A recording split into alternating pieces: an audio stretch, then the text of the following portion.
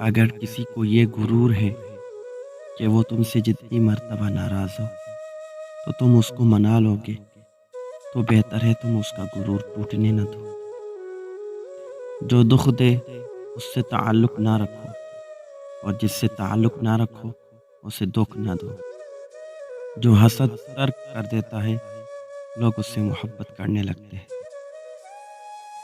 کسی بھی شخص سے تم ناراضگی کا لمحہ اتنا طویل نہ کرو کہ وہ تمہارے بغیر رہنا سیکھ لے۔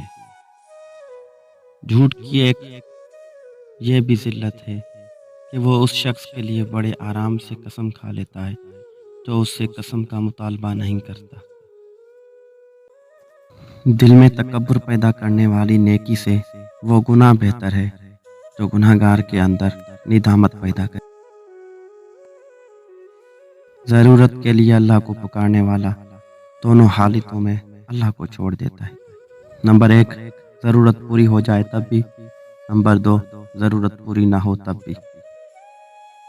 دل کو آزاد بھی چھوڑ دیا کرو، خوش کن نکتے بھی سوچا کرو، کیونکہ جسم کی طرح دل بھی تھک جاتا ہے۔